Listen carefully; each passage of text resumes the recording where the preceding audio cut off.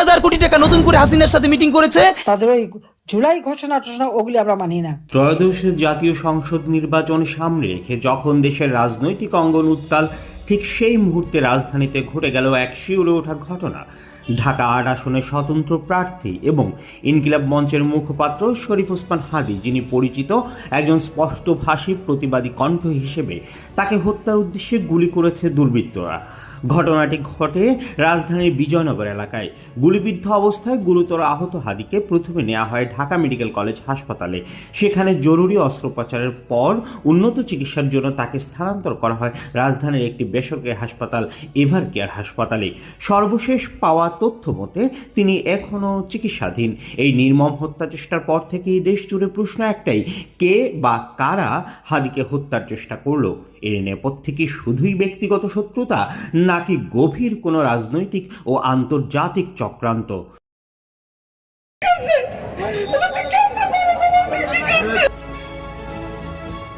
সচেতন নাগরিকদের দাবি, এ ঘটনার সঙ্গে জড়িত প্রত্যেককে দ্রুত গ্রেফতার করে দৃষ্টান্তমূলক শাস্তি নিশ্চিত করতে হবে।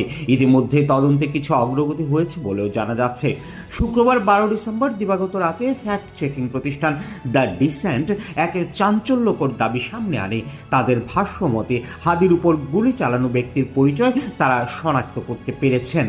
দ্য ডিসেন্টের দাবি অনুযায়ী গুলিবর্ষণকারী ব্যক্তি হলেন ফয়সাল করিম মাসুদ, যিনি দাউদ খান নামেও পরিচিত।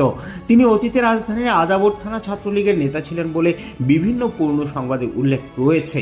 নিজেদের ফেসবুক পেজে দেয়া বিস্তারিত পোস্টে দ্য ডিসেন্ট জানায়, তারা 9 ডিসেম্বরের ইনকিলাব কালচারাল সেন্টারে সিসিটিভি ফুটেজ, পুলিশের সংগৃহীত 12 ডিসেম্বরের হামলার সিসিটিভি ফুটেজ, বিভিন্ন গণমাধ্যমে প্রকাশিত ছবি এবং ফেসবুক ও ইনস্টাগ্রামে থাকা ফয়সাল করিম মাসুদ নামের অ্যাকাউন্ট সহ আওয়ামীপন্থী পেজ ও ব্যক্তিগত প্রোফাইলে পোস্ট করা 50টিরও বেশি ছবি বিশ্লেষণে দেখা যায়, বাইকের পেছন থেকে গুলি করা ব্যক্তিটির চেহারার সঙ্গে ফয়সাল করিম মাসুদের চেহারার উল্লেখযোগ্য মিল রয়েছে। দ্য ডিসেন্ট আরও জানায়, দুটি আলাদা ফেস ডিটেকশন অ্যাপ ব্যবহার করে ফয়সাল করিমের একাধিক ছবি তুলনামূলকভাবে যাচাই করা হয়েছে। সেখানেও ইনকিলাব কালচারাল সেন্টারের সিসিটিভি ফুটেজে থাকা ব্যক্তির সঙ্গে মিল পাওয়া গেছে। সবচেয়ে গুরুত্বপূর্ণ যে বিষয়টি সামনে এসেছে, গুলি বর্ষণকারী বাম হাতে থাকা একটি বিশেষ ডিজাইনের ঘড়ি, ঠিক এই ধরনের ঘড়ি পরা অবস্থায় ফয়সাল করিম মাসুদের একাধিক ছবি পাওয়া গেছে তার ফেসবুক ও ইনস্টাগ্রাম প্রোফাইলে। দ্য ডিসেন্টের পোস্টে আরও উল্লেখ করা হয়, 2024 সালের নভেম্বর মাসে রাজধানীর মোহাম্মদপুরের আদাবর এলাকার একটি অফিসে ঢুকে অস্ত্রের মুখে 17 লাখ টাকা লুটের ঘটনায় ফয়সাল করিম মাসুদকে প্রধান আসামি হিসেবে র্যাব গ্রেফতার করেছিল। সেই সময় একাধিক মূলধারার গণমাধ্যমে তার ছবি সহ সংবাদ প্রকাশিত হয়। তবে পরবর্তীতে কিভাবে বা কোন প্রক্রিয়ায় তিনি মুক্তি পান সে বিষয়ে কোনো সুস্পষ্ট তথ্য বা সংবাদ এখনও পাওয়া যায়নি। উল্লেখযোগ্য বিষয় হলো, ত্রয়োদশ জাতীয় সংসদ নির্বাচনের তফসিল ঘোষণার ঠিক একদিন পরই ইনকিলাব মঞ্চের মুখপাত্র শরীফ ওসমান হাদীর উপরেই হত্যা চেষ্টা চালানো হয়। দীর্ঘদিন ধরে হাদী পরিচিত ছিলেন ভারতীয় আগ্রাসনের বিরুদ্ধে, আওয়ামী লীগের দেশ বিরোধী কর্মকাণ্ডের বিরুদ্ধে একজন সোচ্চার কণ্ঠ হিসেবে। হামলার ধরন, সময় এবং পরিকল্পনা দেখে নিরাপত্তা ও আইনশৃঙ্খলা বাহিনীর একাধিক সূত্র মনে করছে এটি কোনো সাধারণ সন্ত্রাসী হামলা নয়, বরং এটিকে দেখা হচ্ছে বিদেশি মদতপুষ্ট চক্রের সুদূর প্রসারী পরিকল্পনার বাস্তবায়ন হিসেবে।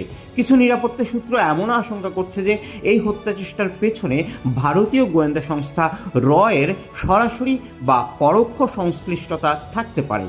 তদন্ত সংশ্লিষ্ট নির্ভরযোগ্য সূত্রগুলোর দাবি, হাদীর উপর এই হামলা কোনো বিচ্ছিন্ন ঘটনা নয়, এটি একটি সুপরিকল্পিত রাজনৈতিক প্রতিহিংসা ও বিদেশি চক্রান্তের অংশ।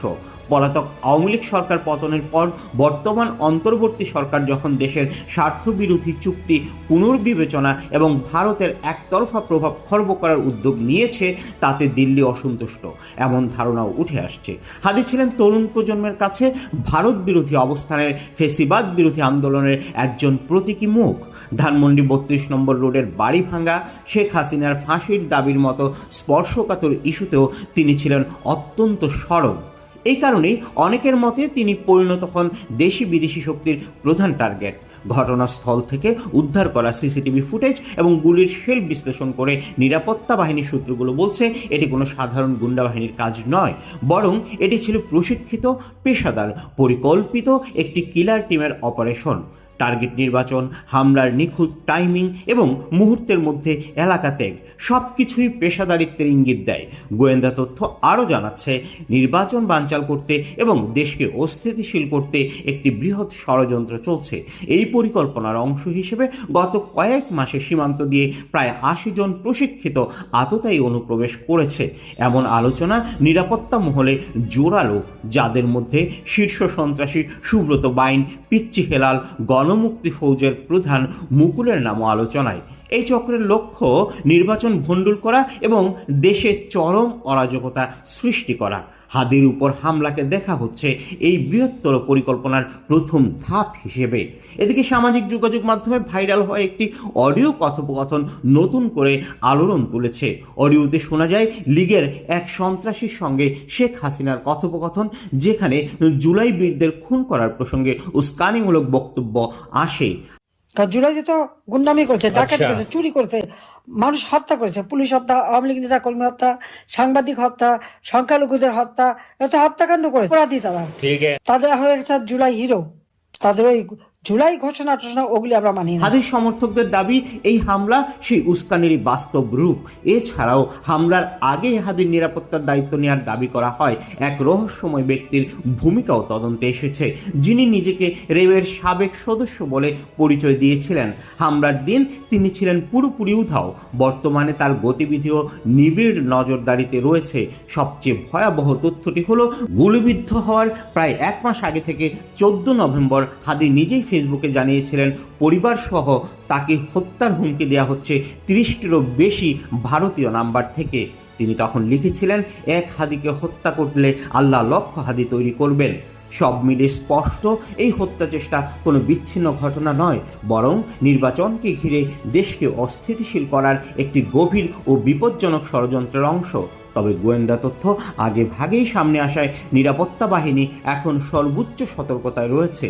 চলছে কঠোর অভিযান। প্রশ্ন একটাই, এই চক্রান্তের মূল হোতারা কি শেষ পর্যন্ত আইনের আওতায় আসবে? নির্বাচন কি নিরাপদ থাকবে? সময় দেবে এর উত্তর। Suman Salauddin, desk news 0 TV.